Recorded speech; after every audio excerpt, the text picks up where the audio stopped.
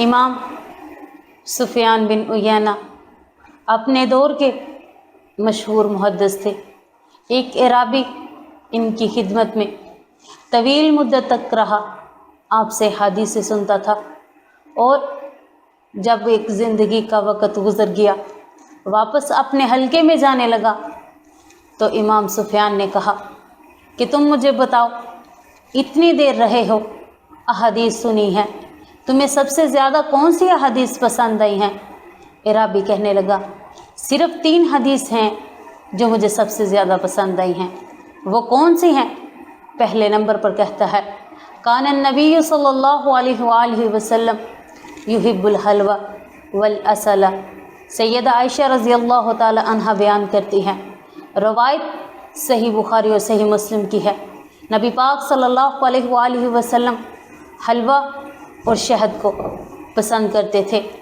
दूसरे नंबर पर अराबी कहने लगा, अल्लाह के रसूल सल्लल्लाहु अलैहि वसल्लम की हदीस है, इज़ा वुज़ियल इशाउ व उकीमतिस सलात फब्दउ बिल इशाई। आपने फरमाया, जब रात का खाना लग जाए और नमाज का वक़्त हो तो पहले खाना खाओ।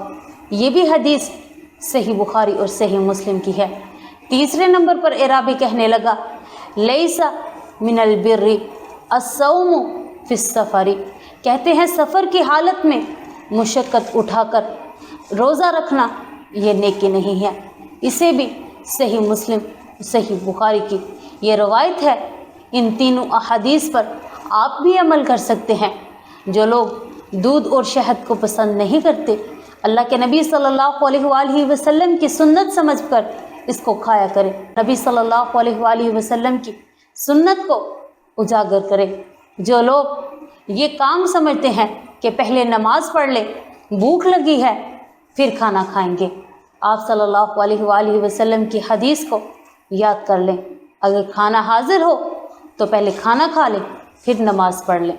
इसके बाद आप सफ़र में हैं तो आप सल्लल्लाहु अलैहि वसल्लम की हदीस है कि सफ़र में मुशक्क़त उठाकर रोज़ा रखना ये कोई नेकी नहीं है। सफ़र में रोज़े की रुख्सत है।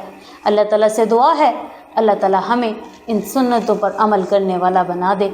आमीन सुम्मा आमीन।